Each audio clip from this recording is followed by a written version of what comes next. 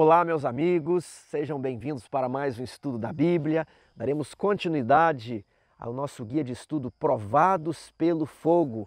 E hoje chegamos ao estudo de número 7, Esperança Indestrutível. Eu tive muitos compromissos nos dias anteriores, infelizmente não consegui gravar e editar a lição, o vídeo da lição a tempo. Mas aqui estamos, eu peço a sua compreensão e também peço a sua inscrição, peço o seu engajamento aqui no canal. Alguns vídeos anteriores, se eu não me engano, a lição de número 4 atingiu 50 mil visualizações. Sabe por quê? Vocês foram os responsáveis. Os comentários, quando você aperta o botão gostei, né? Tudo isso indica para o YouTube que o vídeo é relevante e essa é uma forma de fazer trabalho missionário. Então eu venho pedir para você deixar um comentário. Pode falar, olha, eu sou da cidade tal, ou coloque um verso da Bíblia, né? Eu sei que já fez muitos comentários no canal, mas se você fizer qualquer um comentário, mesmo que colocar ali, o Senhor é meu pastor e nada me faltará, ou um verso que lhe chamou a atenção no estudo da semana, isso indica ao YouTube, olha, as pessoas estão gostando e nós vamos então mostrar esse vídeo para mais pessoas. Então, inscreva-se, compartilhe, agora deixe o comentário e clique no botão gostei.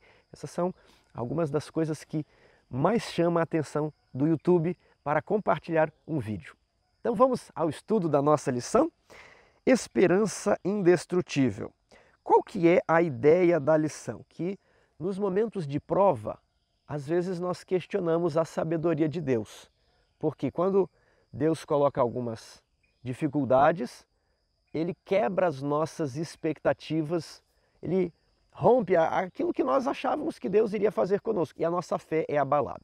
Então, como nós vamos lidar quando Deus ele faz algo diferente do que esperamos? É muito fácil quando nós estamos aqui estudando a lição, olha, vem as provas, temos que ter fé, é isso aí, mas aí você perdeu o seu emprego, né?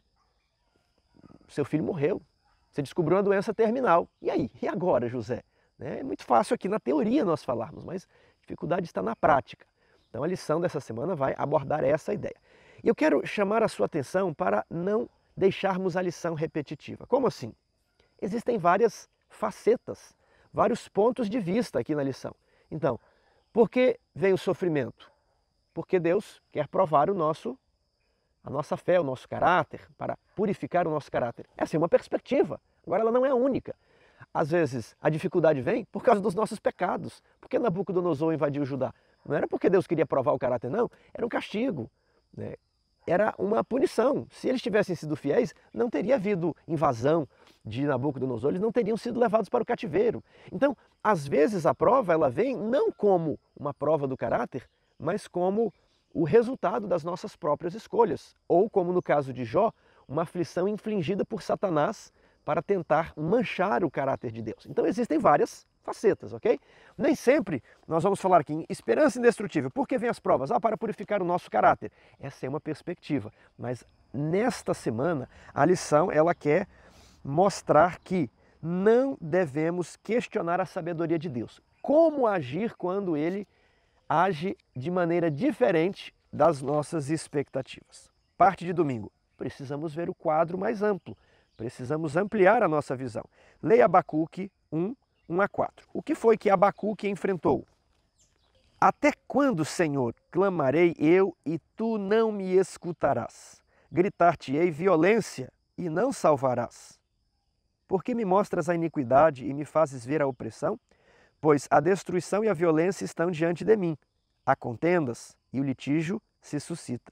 Por esta causa a lei se afrouxa e a justiça nunca se manifesta, porque o perverso cerca o justo, a justiça é torcida. Então, você já se sentiu como Abacuque? Você clama a Deus e Ele não responde? Você pede o livramento e Ele não livra? Você pede a cura e a cura não vem? Aí você contempla a violência, você contempla a maldade, a injustiça, e aí você é tentado a pensar assim, será que Deus existe? E se Ele existe, será que Ele me enxerga? Será que Ele é fiel a mim? Ou será que Ele é um sádico? Então, Ele quebrou as nossas expectativas. Nós esperávamos que não houvesse injustiça, que não houvesse perseguição. Mas a perseguição e a injustiça vieram. E aí nós clamamos a Deus e Ele não responde. Esse é o dilema de Abacuque. O reino do norte, né, Israel, foi levado cativo pela Síria, e agora o Reino do Sul estava sendo assolado por Babilônia.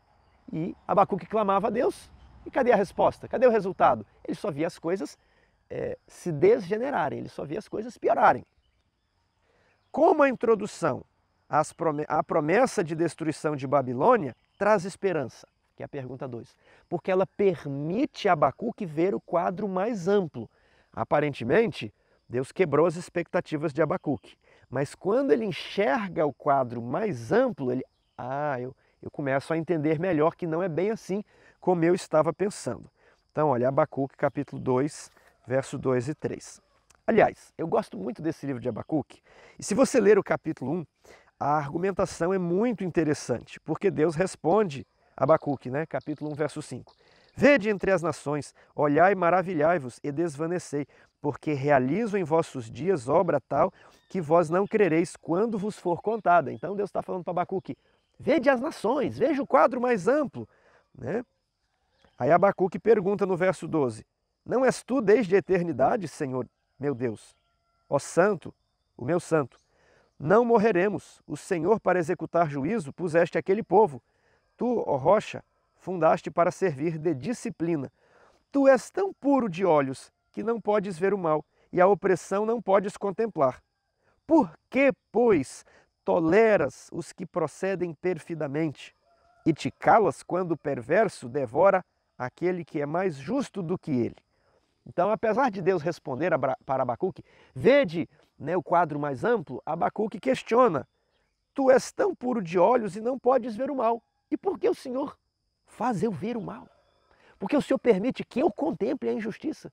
Se tu és tão puro e não podes ver o mal, porque o Senhor te calas quando o perverso devora aquele que é mais justo que ele. Isso nos ensina como nós podemos e devemos orar. Nós não devemos orar apenas, Senhor, meu Deus, muito obrigado pela noite, né, nos dê um bom dia, nos dê as tuas bênçãos, perdoa os nossos pecados, em nome de Jesus, amém.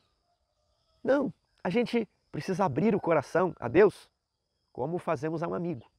Nós precisamos contar as nossas perplexidades e argumentar com Deus. E aí Deus falou com Abacuque, e Abacuque continua argumentando. Ele falou assim, olha, eu sei que o Senhor é desde a eternidade, né? Eu sei que não morreremos, eu sei que o Senhor colocou na Babilônia para nos disciplinar. Mas Senhor, né? Aí eu lembro do Salmo 142, com a minha voz eu clamo ao Senhor, ó Senhor, livra-me dos meus inimigos, ó Senhor, veja o meu caso. É como aquela parábola da viúva que pleiteia perante o juiz iníquo. E ela insiste, insiste, insiste. Você deve insistir, insistir, insistir com Deus. Essa é a ideia. Mas saiba que Deus quer lhe revelar o quadro mais amplo. E o que Deus responde a Abacuque? Abacuque termina a sua oração assim. Capítulo 2, verso 1. Por-me-ei na minha torre de vigia, colocar-me-ei sobre a fortaleza e vigiarei para ver o que Deus me dirá. E que resposta eu terei da minha queixa? Ele não está me respondendo. Ah, mas eu vou ficar esperando. Eu quero uma resposta, Senhor.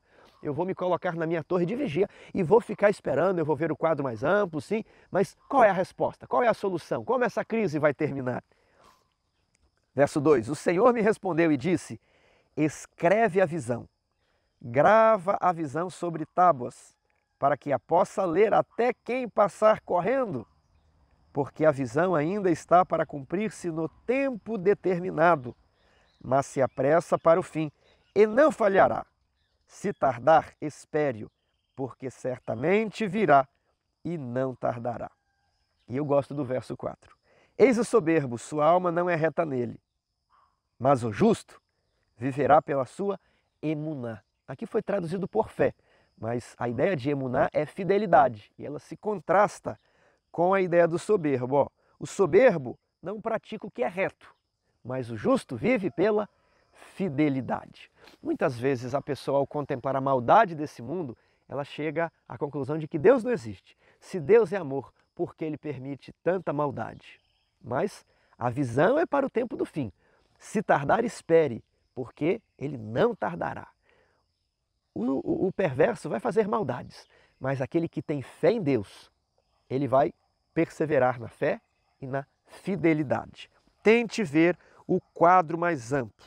Ainda que tudo falte, diz Abacuque, eu me alegro em Deus. Ainda que a figueira não floresça, ainda que não haja frutos na vide, ainda que não haja rebanhos nos currais, todavia eu me alegrarei em Deus. É assim que Abacuque termina o seu livro. Fica aí para você, professor, uma sugestão de sermão. Ler, explicar e aplicar o texto do livro de Abacuque às nossas vidas. Então, qual a decisão de Abacuque? Eu não estou entendendo, mas não importa se eu entender, como Jó, ainda que ele me mate, eu serei fiel. Ainda que não haja comida, não haja colheita, ainda que não haja nada, eu esperarei em Deus. Eu serei fiel, porque o justo viverá pela emuná, a fidelidade que provém da fé. Segunda-feira, quem é o nosso Pai?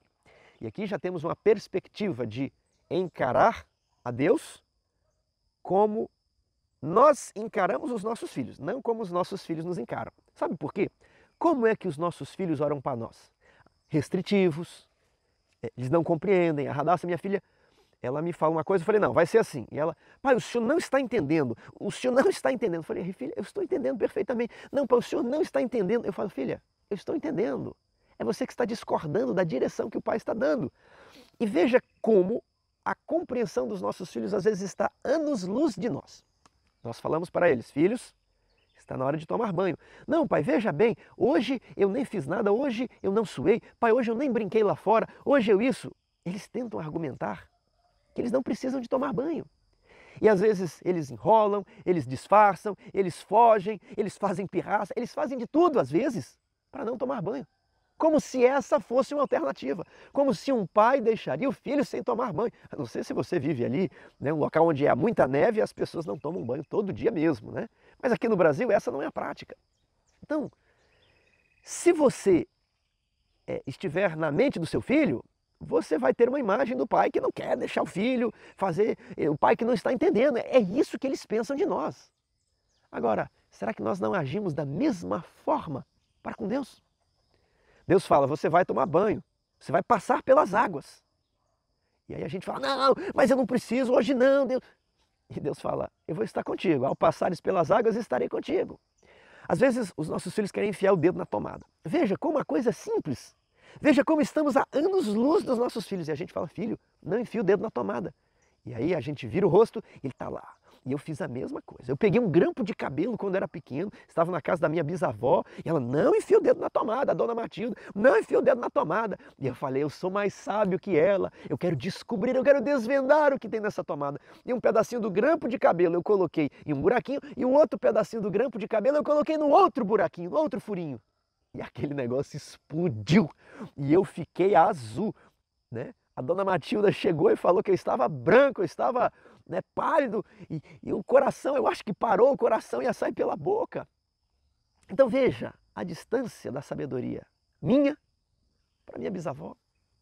E às vezes Deus está falando não, e a gente fala, mas isso aqui talvez Deus não sabe direito, é porque é preciso fazer a reforma de saúde, porque Deus quer que nós andemos assim, porque Deus não quer que nós vejamos essas coisas, por que o dia de sábado? Né? Que mal tem? Que mal tem nisso? Mas por quê?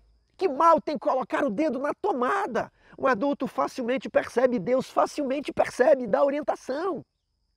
Mas a criança não percebe. Você que tem essa maturidade, você precisa se lembrar de quando Deus quebra suas expectativas, talvez você é a criança. E como você tem maturidade hoje para ouvir isso aqui, você tem que falar, vou aceitar, Senhor, porque o Senhor sabe mais. Deus sabe o que faz. Então olha aqui, você tem perguntado a Deus o que Ele fará, Ele nunca vai dizer. Deus não lhe diz o que Ele vai fazer. Ele lhe revela quem Ele é. Qual o sentido dessa frase aqui? É que quando nós oramos, você não vai ouvir a voz de Deus. Deus não fala com você, lembre-se disso. Se você quer ouvir a voz de Deus, leia a Bíblia. Se você quer ouvir Deus falando de modo audível com você, leia a Bíblia em voz alta. Né? Muitas vezes existe essa ideia de ore e fique uns minutos em silêncio, que Deus vai dar uma impressão, Deus vai falar com você, Deus fala conosco por meio da Bíblia. Ou você orou e um evento vai acontecer. Né? Você está sem comida em casa. Muitos missionários já narraram experiências semelhantes. E eles oram a Deus, oram. Deus não vai falar com eles. Olha, meu filho, Deus fala com os profetas. Tudo bem? Apareceu um casal de aves aqui. Não sei se vocês estão ouvindo, espero que não atrapalhe o nosso áudio. Mas os missionários falam, Senhor, não há comida em casa. Né? E aí de repente alguém bate a porta. Né? Deus não vai falar com o missionário, Deus vai fazer, Deus vai mandar a comida. Então você ora a Deus e Ele vai mudar o curso da sua vida. Ele vai mudar os acontecimentos, Ele transforma as coisas ao redor. Mas Ele não fala. Lembre-se, quer ouvir a voz de Deus, leia a Bíblia, leia o Espírito de Profecia. Quer ouvir a voz de Deus de modo audível, leia a Bíblia, leia o Espírito de Profecia de modo audível, em voz alta, e você vai ouvir a voz de Deus. Deus não fala com você, mas Ele fala com os profetas. Amós 3,7. Deus não fará nenhuma coisa antes de revelar o seu propósito aos seus servos, os profetas. Temos que ter cuidado com o pensamento existencialista, que é um pensamento muito romântico. Nós precisamos ser racionais. Deus responde às orações com eventos. É isso que o Chambers quis dizer aqui na pergunta 3. Pergunta 4. Leia a resposta final do patriarca em Jó 42.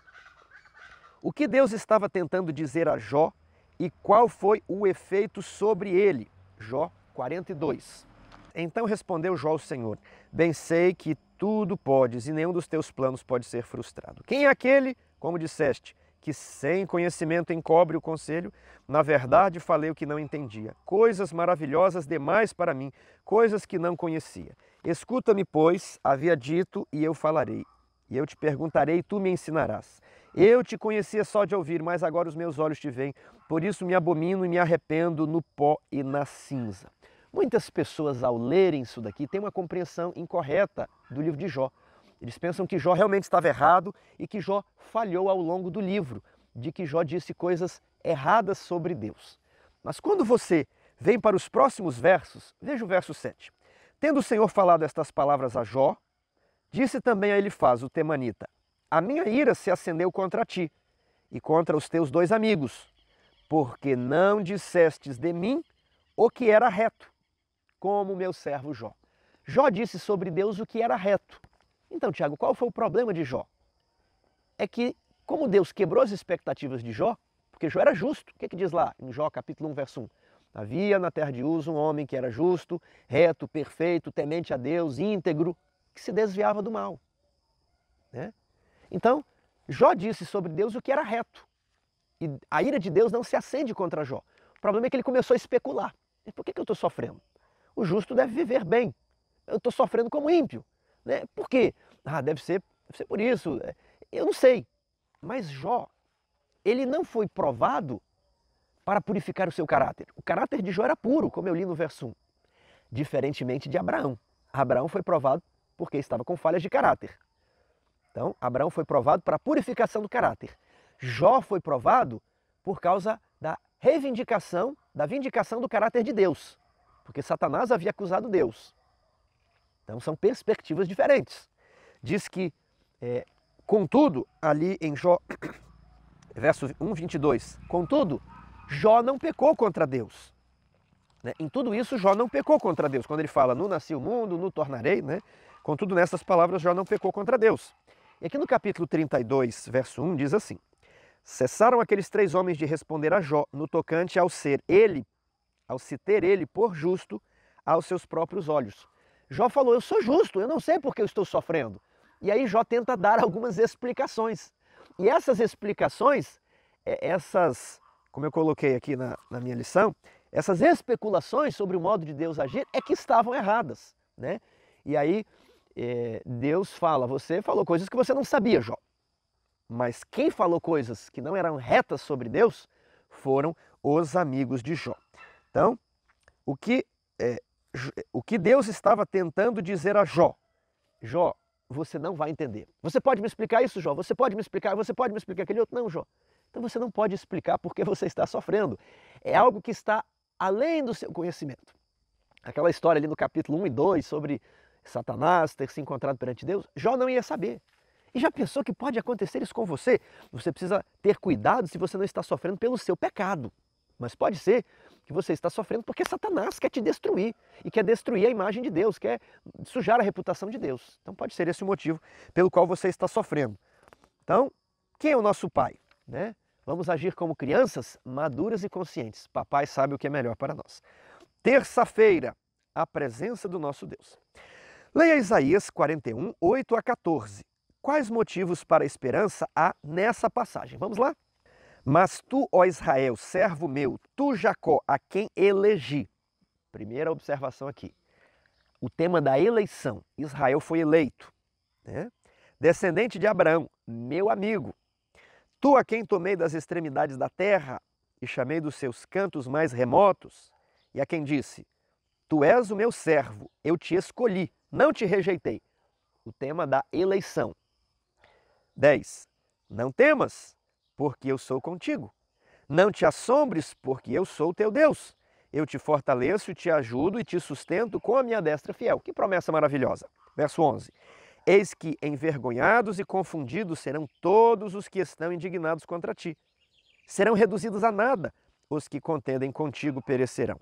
Aos que pelejam contra ti buscá-lo-ás, porém não os acharás. Serão reduzidos a nada, e a coisa de nenhum valor os que fazem guerra contra ti. Porque eu, Senhor teu Deus, te tomo pela tua mão direita e te digo, não temas, eu te ajudo. Não temas, ó vermezinho de Jacó, povozinho de Israel. Eu te ajudo, diz o Senhor, e o teu Redentor é o Santo de Israel. A lição está dizendo que nós não devemos temer, porque Deus nos toma pela mão direita. Agora, não quer dizer que haverá dificuldades. Deus tomou o rei Ezequias pela mão direita. Agora, isso não impediu que ele fosse cercado pelas forças de Senaqueribe. E ele foi lá e operou um grande livramento. Estava ali, né, seguro pela mão direita, mas o reino inteiro foi destruído, menos Jerusalém. Então, eu quero alertar você aqui para o primeiro ponto. Cuidado com a teologia da prosperidade. Deus te toma pela mão direita. Não quer dizer que você vai ficar rico. Não quer dizer que você não vai ser provado nas finanças. Cuidado com a teologia da autoestima. Não quer dizer que não haverá dias em que você sentirá nuvens e trevas ao seu redor. Você tem que se lembrar que há um céu além das nuvens. Então, Deus elegeu a nação de Israel para uma missão. Assim também, a igreja cristã foi eleita para evangelizar. E dentro da igreja cristã, Deus escolheu um povo específico. Esse povo se chama Adventistas do Sétimo Dia, para uma missão específica, que é pregar as 3 mensagens angélicas. Os Adventistas do Sétimo Dia foram eleitos, o tema da eleição. Agora, Deus vai tomar a igreja adventista pela mão direita, Deus vai tomar você pela mão direita para realizar essa missão de pregar o evangelho. Não quer dizer que tem aqui, né, teologia da prosperidade, você vai ficar rico, não vai te faltar nada, você sempre será uma autoestima maravilhosa, você é lindo, você é a coisa mais bonita de Deus, não vai acontecer nada com você. Não quer dizer isso. Quer dizer que você foi eleito para uma missão e Deus vai te tomar pela mão direita para realizar essa missão. Ele vai sair à sua frente e nada vai lhe deter no cumprimento dessa missão. É essa a ideia da missão. Tudo bem? Cuidado com as distorções. Então, pode ser que ele não vai te tomar pela mão direita por uma coisa. Veja só, Isaías 59, versos 1 a 3. Eis que a mão do Senhor não está encolhida. Olha aqui, lá em Isaías, nós lemos aqui, 41, ele te toma pela mão direita. Mas em algumas vezes você não vê a mão direita de Deus. Por quê? Cuidado com aquela mensagem, não importa o que você fez, Deus sempre vai estar contigo, Ele nunca te abandona. Cuidado com isso, sabe por quê? Porque se você fez algumas coisas, Ele não vai te tomar pela mão direita não. Sabe por quê? Olha, eis que a mão do Senhor não está encolhida, não foi Deus que tirou a mão aqui para que não te possa salvar, nem surdo o seu ouvido para que não possa ouvir. Mas as vossas iniquidades fazem separação entre vós e o vosso Deus, e os vossos pecados encobrem o seu rosto de vós, para que vos não ouça. Então os nossos pecados encobrem-nos de Deus e Deus não nos ouve. E a mão de Deus não está encolhida, a mão de Deus está estendida. Mas o pecado nos separa, nos afasta de Deus. Deus está com a mão estendida, mas Ele quer uma conversão da nossa parte, uma confissão, um retorno, entendeu? E aí Ele vai te tomar pela mão direita. Mas Ele não vai te tomar pela mão direita enquanto você está com pecados. Olha só, porque as vossas mãos estão contaminadas de sangue, os vossos dedos de iniquidade, os vossos lábios falam mentira, a vossa língua profere maldade. Então você precisa retornar. Lembre-se do que está lá em Salmo 63, 8. Se eu atender a iniquidade no meu coração, se eu atender a avon no meu coração, o Senhor não me ouvirá. Cuidado com isso. Então, não adianta você querer fazer trabalho missionário com a vida toda desregulada, toda desordenada, bagunçada. Não, agora nós vamos pregar, nós vamos fazer isso. Ninguém pode dar o que não tem. Você não pode transmitir o Espírito Santo se você não está cheio do Espírito Santo. Você não pode transmitir a graça de Cristo se você está carente da graça de Cristo. Então, ele vai te tomar pela mão direita e ele vai estar com você. Mas lembre-se, se você tem pecados para os quais não houve arrependimento, isso está afastando de você. O Espírito Santo é tão sensível. Nós oramos de manhã, buscamos a presença de Deus e ficamos assim, cheios na plenitude do Espírito Santo. É assim ou não é? Você lê, né, a Bíblia, você vê um bom sermão, você vê e você fala, nossa, tudo vai bem. Aí você pega o carro e se irrita no trânsito. Pega o telefone, liga e fala, olha, o Espírito Santo foi ofendido. O Espírito Santo, ele já fica ressentido. E você vai ficando esvaziado do Espírito Santo. E você não sente mais aquela presença de Deus que você sentiu no culto de manhã. Por isso que você precisa orar durante o dia, para recarregar as baterias e para que você tenha o Espírito Santo até a noite. Aí você ora à noite. Nós temos que estar o tempo inteiro cheios do Espírito Santo. Se nós atendermos a iniquidade em nosso coração, o Senhor não nos ouvirá, não vai nos tomar pela mão direita. Mas eu quero dizer aqui, se você, aliás, cuidado para que você não viva no espírito da oração do mensalão. Você se lembra quando houve o escândalo do mensalão e filmaram um sujeito, né, pagando propina e conversando como eles iam corromper este e aquele servidor público para acabar com aquele processo. E aí no final eles iam se despedir e falaram, olha, você é evangélico, faça oração. Então tá bom. Eles estavam combinando crimes e vão fazer uma oração pedindo a bênção de Deus. E aí eles se reúnem e falam assim, Senhor, o Senhor é poderoso, o Senhor é o nosso capitão e nós somos os teus servos. Tem pessoas aqui maquinando mal contra nós, Senhor, mas é o Senhor que dá o despacho, é o Senhor que dá a sentença. O Senhor vai nos fazer prosperar contra os nossos inimigos. E aí ele cita o texto de Isaías 41. Eu vou pôr o vídeo aqui para você olhar. Porque envergonhados e confundidos serão aqueles que tramam contra nós, porque o Senhor é mais forte, Senhor, e o Senhor não permitirá que nós sejamos derrotados. Pedi, dar-se-vos-á, e nós estamos aqui pedindo. Eu estou dando esse exemplo porque boa parte do cristianismo vive a oração do mensalão.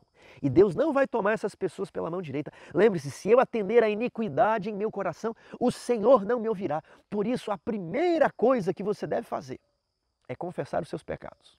É claro que nós oramos a Deus, agradecemos as bênçãos de Deus, né? Então a oração tem ordem. A gente louva a majestade de Deus, agradece a Deus por tudo. E logo depois, você não pede, você confessa se existe algum pecado, né? Então precisamos confessar os nossos pecados, nos humilhar e nos comprometermos com a revelação. É o que a Bíblia está dizendo. A Bíblia está dizendo para guardar o sábado. Então eu vou guardar. Você tem que se humilhar. A Bíblia está dizendo para não falar palavrão. Então você tem que parar de falar palavrão. A Bíblia está dizendo para ter uma só mulher. Então você tem que acertar o seu casamento, meu irmão. É para ter uma só mulher. Para de conversinha, para de conversa no WhatsApp.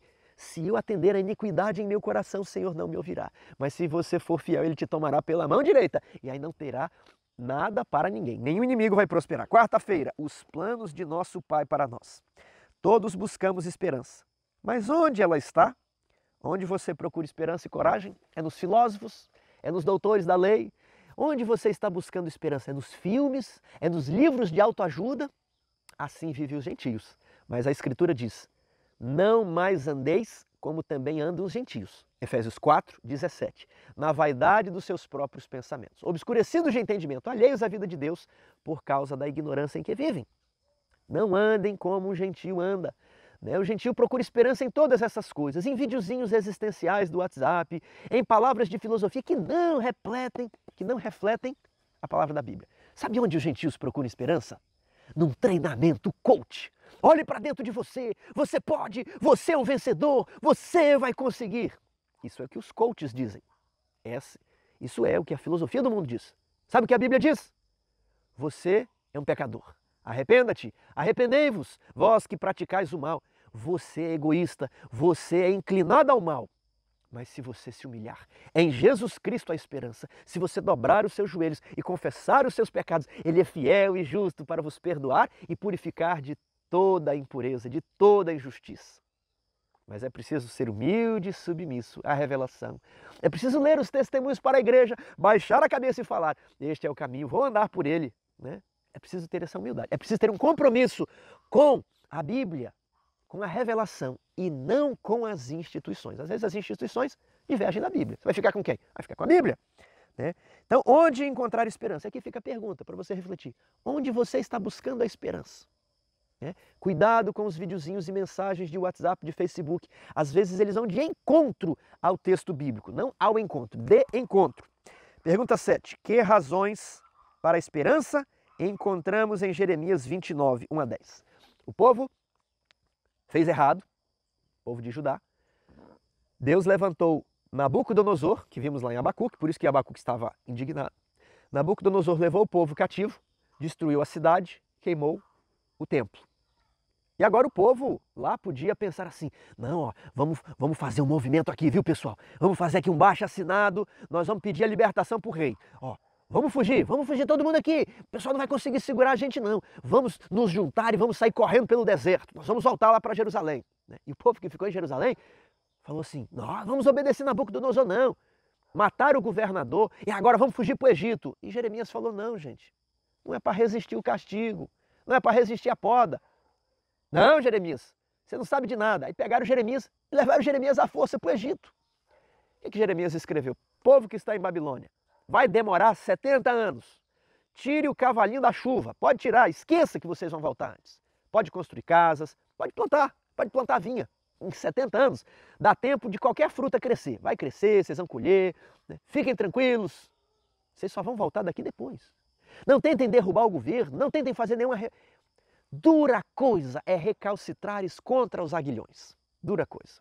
Então Deus está falando para você, dura coisa é você tentar espernear, tentar falar, eu não vou tomar banho agora. Deus vai falar, você vai passar pelas águas, mas eu serei contigo.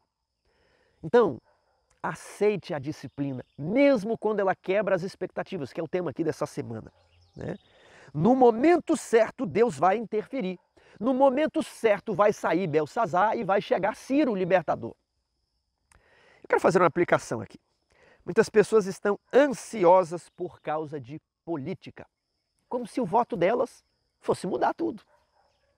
Como se o boca a boca delas fosse mudar as eleições agora de outubro. Meu querido irmão, quem determina os limites dos povos é Deus. Quem diz que vai ser Nabucodonosor é Deus. E Deus falou, vai ser Nabucodonosor, não vai ser Zedequias, não vai ser Joaquim, não vai ser. Vai ser Nabucodonosor. E aí Deus falou, Nabucodonosor agora vai pastar, mas agora Nabucodonosor vai voltar. E aí vem Nabonido, Belsazar, e Deus falou, agora vai ser Ciro. Não, agora vai ser Ciro. É porque é que Deus quem determina tudo. Né? Isso é bíblico. Por isso, o apóstolo Paulo nos diz para orar pelos nossos governantes. E isso não é natural, não é? Nós sentimos que eles estão, né, fazendo leis injustas, muitos estão roubando o povo, muitos estão desperdiçando dinheiro público. E aí nós vamos nos empenhar aqui para fazer baixos assinados, para assinarmos isso, para fazer... Porque nós vamos mudar os rumos do país. Ah, Tiago, mas se todo mundo fizer um pouquinho, pois é. Se todo mundo fizer um pouquinho do Evangelho, nós vamos pregar o Evangelho ao mundo rapidamente e Jesus vai voltar. E isso sim muda as coisas, porque está em nosso poder apressar ou retardar a volta de Jesus. Saiba disso. Ah, Deus é soberano? É, e por isso ele escreveu isso lá em Pedro. Está em vosso poder apressar. Que tipo de pessoas devemos ser?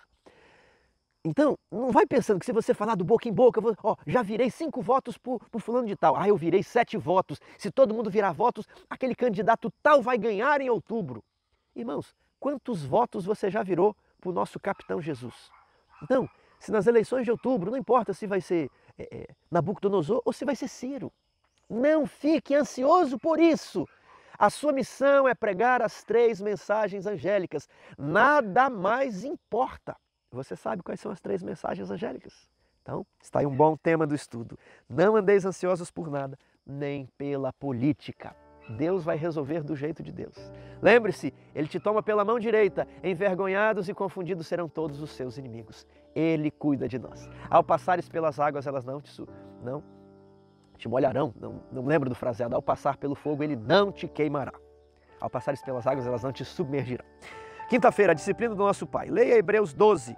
Qual é a mensagem para nós e de que forma ela se encaixa no que temos estudado? Eu respondi assim, a disciplina num primeiro momento gera tristeza, mas depois produz fruto. Assim com os nossos pais. Meu pai me obrigou a estudar piano. Você acha que uma criança de 7 anos desejaria estudar piano? E eu não estudava. E o meu pai perguntava, estudou hoje? Não, meu filho tem que estudar. No outro dia eu não estudava. O que você fez? Eu tenho que estudar. E no outro dia eu não estudava, e no outro dia eu não estudava. E aí meu pai fala, se você não estudar amanhã, você vai levar uma correção. E eu levava a surra. Eu levei várias surras por não estudar piano. E eu ficava triste, chateado. Mas hoje eu sei tocar piano relativamente bem, sei acompanhar bem os hinos da igreja, né? Sei acompanhar conjuntos, quartetos. Então veja, eu não gostei da correção, da disciplina, mas hoje eu reconheço que produziu fruto. Talvez você não está gostando da disciplina que Deus está fazendo para você. Talvez você pense, eu merecia isso, eu merecia... Querido irmão, Jesus, que poderia ter frequentado os maiores palácios, as melhores universidades, poderia ter revelado os segredos que os filósofos estão se debatendo até hoje.